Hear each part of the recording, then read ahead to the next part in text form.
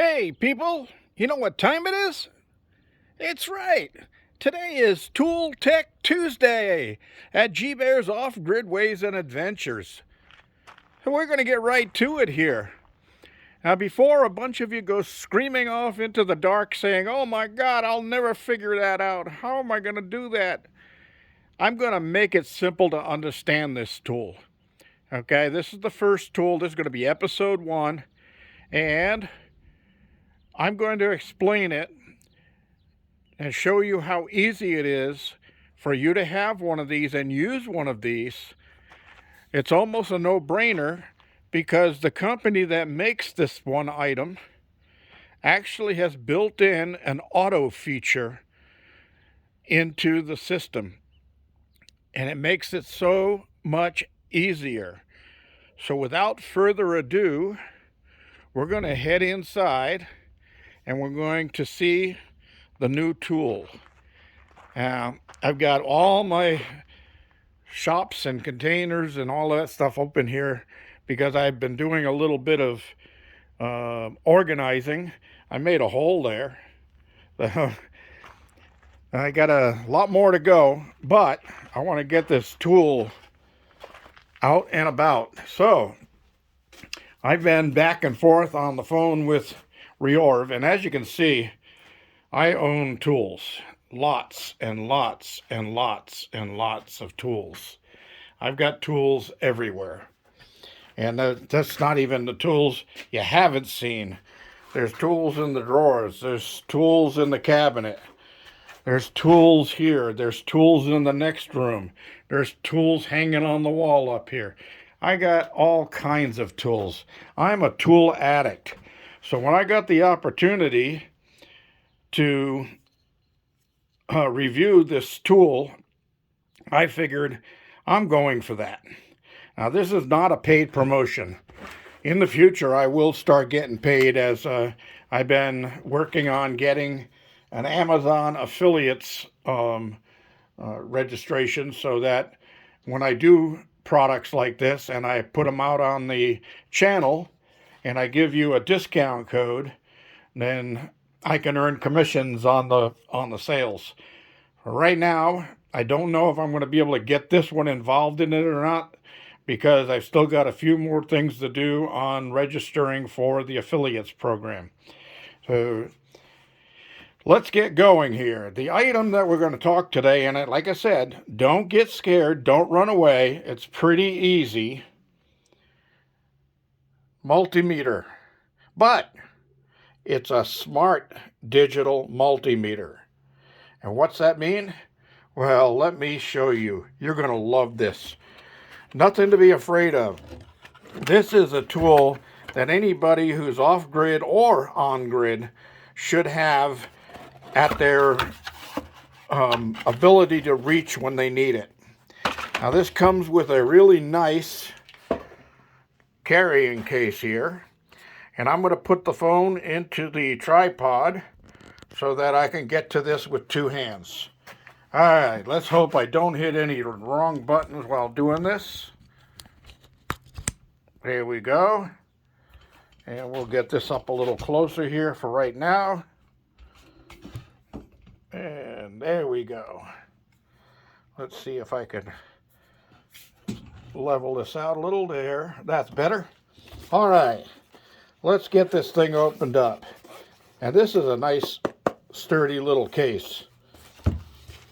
So here is the Smart Multimeter by Kaiweets. It's the KM601. All right, now this is a beautiful little tool. Here we go. How easy is this to use? Remember, I told you, don't be afraid, because this is really easy. So we're going to go up on top here. There's an on-off switch, and we're going to hit the on-off switch. Hold it for about 2 seconds, and that says auto. And you see the gauge going up and down right here?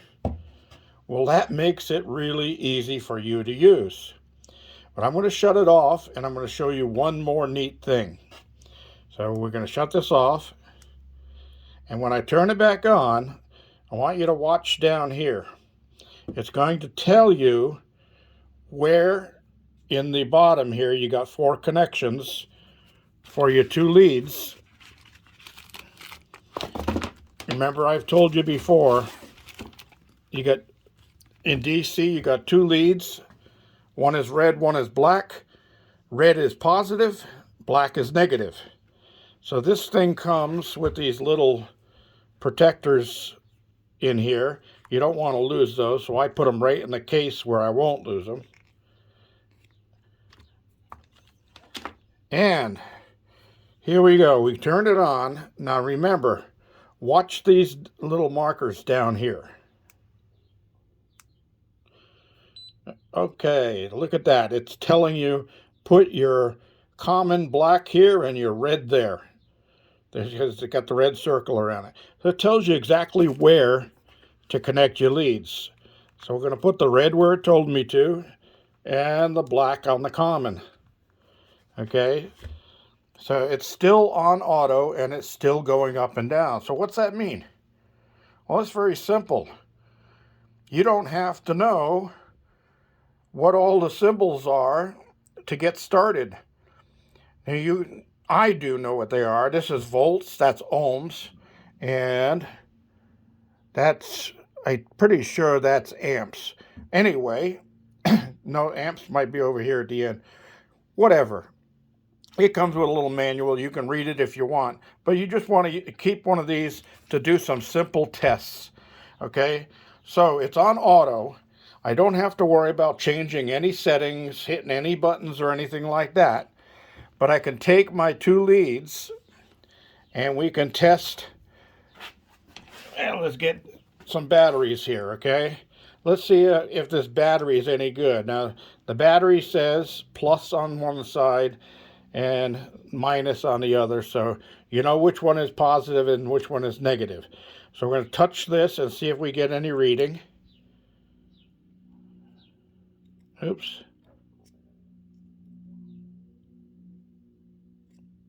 Let me get them in there. There we go.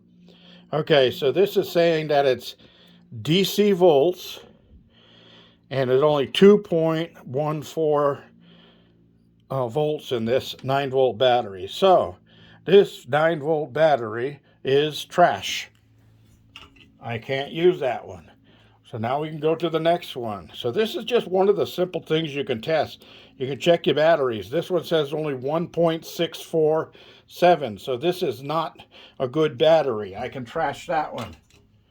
Well, we can't trash them anymore. We have to recycle them, right? So we'll go to the next one. This one only has 7.69. That's still not enough to be a good battery. That's a 9-volt battery, so that one's no good. Next and last, we're going to go for this one. Okay, this one's got 8.7. This one's no good, so we can get rid of that one. So all of those can go into the battery recycle. All right. So now we just tested DC voltage without having to set anything on the gauge, and it told us what to do because it's on automatic. It's doing the settings for you. It's changing the settings perfectly by itself. All right, that was DC voltage. Now the scary one, AC voltage. This is the 120 volts that you normally have in your house or wherever you're living. Like I'm living in a cabin in the desert and we're in my shop right now. So this extension cord is plugged in over there to a unit. Now, how do you know positive and negative on AC when you got 3 connectors? Okay, very simple. First thing I'm going to do to make this easier to work is I'm going to take off these covers on the ends of the probes so that I've got a longer probe there. All right. On AC voltage, the smaller side, you see one is longer than the other? The smaller side is always your positive. Okay? Now, your negative is not really a negative, it's a neutral. And that would be the larger size hole. but ground is also earth ground. That goes to a ground rod through your panel to the ground. So without getting you too confused about that, what we want to do is we're going to test across the hot side and the neutral side and see what our voltage reading is. So I can stick this one in there, and then I can take this one and we'll stick it in here. And look at that, I've got 114.4 volts. Now, in the United States, anything between 110 and 120 volts is acceptable for your household electricity, okay? So this is automatically telling me it's AC. I didn't change any of the settings on this. All I did was take off the two probe covers. So you don't have to know a whole lot about this on how to test stuff. Now, I can take out from the neutral, and I want to make sure that my system is grounded. So we're going to go to ground here. Okay, so ground is telling me that I've got 55 volts going to ground. So yeah, that's fine. That is telling me I've got a connection to my ground. So my ground is working. Now normally in a household, when you go to ground, you're going to show the same as you get on your neutral wire, which is 114.5. Okay. I have an itchy eye.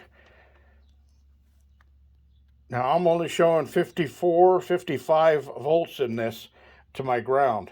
And what that's telling me is I've got high resistance in my ground wire. Okay, so it's no big deal, but I just wanted to clarify that for you guys that are out there. All right, so let's get that put aside. So what's some other things we can test? Well, we can test a switch to see if a switch is good. All right, so that's a very important thing, because sometimes you go to turn the light on, the light won't go on, and you don't know if it's the switch or not. So what we can do is I put an alligator clip on here to make a good contact there, and then we're going to touch the other wire to this probe. And look at that, it jumped right to 0, and it's testing for continuity. Okay, so the switch is in the on position, and that's giving me continuity. I can shut it in the off position, and I should not get any reading on the meter. There we go, no reading. Okay, so in the on position, that's telling you that the switch is working when you get a reading like that. Okay, that's continuity. All right. Under the same thing in continuity, you have resistance. Now here on the top of this capacitor, let me see if I can get that into frame here. This is a really large capacitor, and it's designed for those boom boom cars music things that, if you want to call it music, that drive you crazy at stoplights. Well, this one may work and may not work. I don't know. I found it laying out in the desert. So because I save all these electronics, because I'm an inventor, I like to have stuff like this to work with. So for right now, there's a resistor on here, right here. And we want to see if the resistor is any good. So let's see if I can get this in place so you can see the meter too. And I'm going to test both sides of this. Now look at that. That resistor is good. And it's showing that it's got 10.3 ohms of resistance going through that resistor. So these things are called MOSFETs. We can test across the MOSFET, which is basically a switch. And you see the numbers on the gauge are flashing through. I'm sorry, my hand keeps blurring the video. So it's telling me that the MOSFET is also still good. All right, so let's move that over and move on. What are some of the other things you can do with this? Well, for one, I have, let's get this capacitor out of here. Now, one thing you want to make sure about capacitors is if you're ever testing a capacitor, but unless you know about electricity, you'll probably never be testing a capacitor. But capacitors can hold a charge, just like a battery. And if you make contact with the one of the poles or the other pole of a capacitor while it's fully charged, you're going to get one heck of a jolt. And it could be deadly depending on the size of the capacitor. So you always want to discharge a capacitor prior to testing it. Now, I didn't test the capacitance on this. I was just checking a resistor. But I know that's discharged because I did discharge it. And some people like to discharge them using a resistor with 2 alligator clips. You can do that. Make sure you use a really high level resistor. And all it does is it draws the power out of the capacitor so you don't get jolted. Now let's get back to this. This thing's sitting over here, this box sitting over here. And I got this battery hooked up to it. This is one of my tool batteries that needed a charge. So I'm charging it through solar. That's an old Harbor Freight solar charger unit right there. So we're going to go over to that and see if I got enough wire here. And make sure you got still in frame. Okay, so we're still on auto. Now we're going to test the solar input. So right here it says solar panels right above these 2 screws right here. And one is black, one is red, so there's no missing up on this. And we're still on auto. We haven't made any changes. So we can go here and here. And look at that. 20.55 DC volts coming in from my solar panels up on the roof. Okay, so that's pretty cool. There was no changes made. We just come right over here, 20.5. So I got 20.5 volts going into that. Now coming out of it, going to the battery, I got 13.25, or 14. So this is an 18 volt battery. 14 volts is not enough to charge it, but I just set this up so that I could show you another use for your multimeter. This is something that everybody should have. And like I said, don't be afraid that you're not going to know what all the settings are. You've got the basic settings on here that are on auto.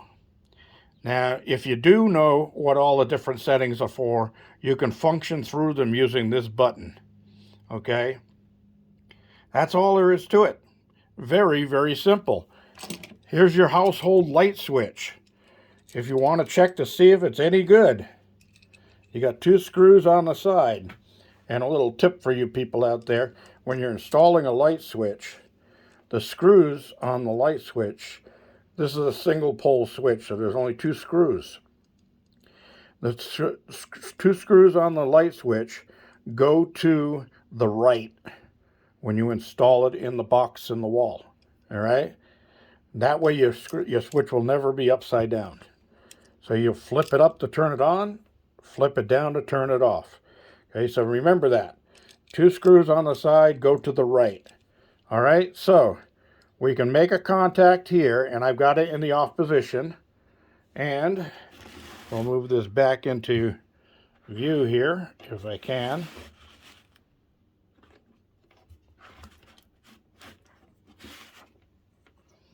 Let's do this. I'm sorry this is a little bit tough on me right here, working with 2 hands and needing 3. And when I get to heaven, I'm going to talk to God about that. Next time I come down here, I'll have 3 hands, for I'll be a better handyman and contractor worker and all of that. Now, I don't believe in reincarnation, but I did in my last life. All right. So here we go. We make contact. There's no change on the meter. Flip the switch on, and now we're showing a change on the meter. So it's telling me that this switch is good. All right.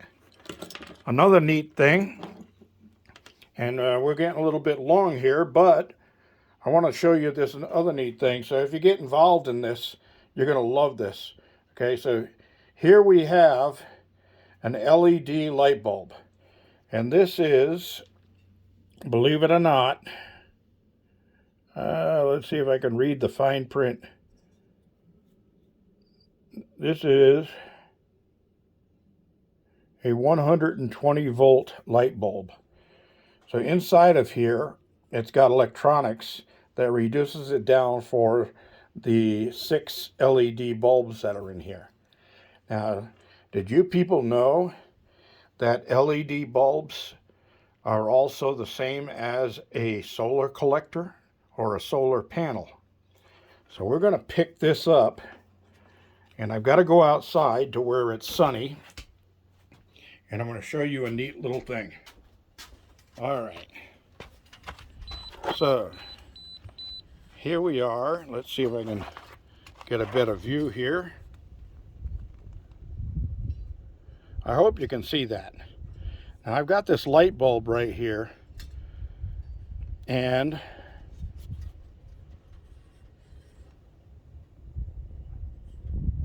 I don't know. Let's see. So I'm going to try to make contact. Wow. And look at that. You see the numbers changed on that as soon as I made contact? Okay, so let's do this again. We're just out in the sunlight, and I don't even have direct sunlight coming on this. But look at that. I got 7.13 DC volts coming in off of this LED light bulb that is just collecting sunlight, and I actually had it facing downward like this, not facing upward to the sun. So I can use these in series, connecting one wire here to the next one, to the next one, to the next one, to the next one, and put a bunch of these in series like a solar panel. And then the first one here, the first connector here on this first bulb, and the last connector on the last bulb would be my positive negatives, and I could test them to see how much voltage input I would be getting off of my homemade solar panel. Isn't that pretty cool? All right, everybody, that's pretty much about it for today. There's a whole bunch of other stuff you can do with a multimeter, and if I stayed on here, I could do a one hour video of how handy this thing is and all of the different tests that you could do with it. But I don't have that much time. Well, actually I do, because I'm retired. But I got a little list here.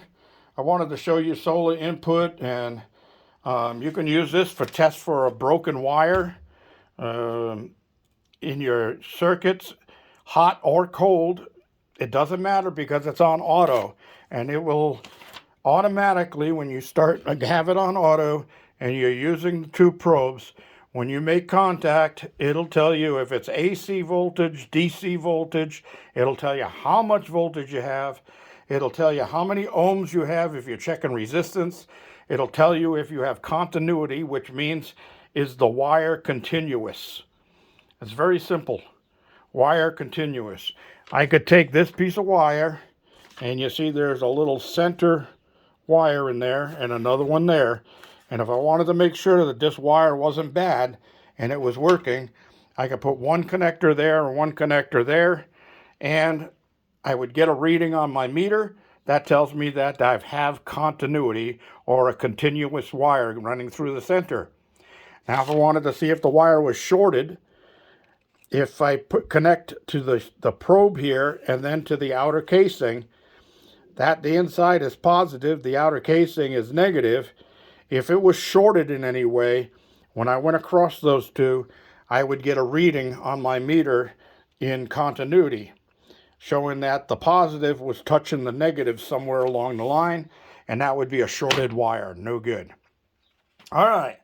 There's all kinds of stuff you can test. Like I said, this is a 1000 volt DC 20 amp. And this is a diode. That's what that little item on there said, that little symbol means.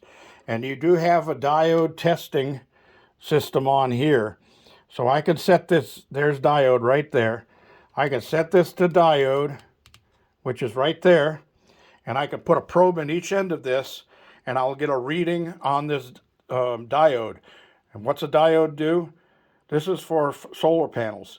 This diode will actually only allow electricity to flow in one direction, and one direction only. So after, if you have this going to your solar panels, going down to your controller, after dark, your controller will not backfeed back to the solar panel, because just like I showed you, a light bulb is just like a solar panel. So if you don't have a blocking diode on that, it's going to turn into a light bulb at night, and it's going to draw your battery bank down. So a lot of the solar panels come with diodes already built in. Some of them don't, so I always keep some of these on hand just in case. Now, if I was going to use these light bulbs to make a homemade solar panel like I explained outside a little while ago, then I would install one of these diodes in the line to prevent backflow to it after dark. All right, that's about all I have, everybody. Thank you for joining me. I'm going to put in the description below, I'm going to put a link and a coupon code. So you can go on to Amazon and get a discount on this because you've seen it on G-Bear's Off-Grid Ways and Adventures. And this is G-Bear signing off from the very first episode 1 of Tool Tech Tuesday. Thanks for joining me, everybody. Don't forget thumbs ups down there, and don't forget to subscribe and share. This is G-Bear signing off.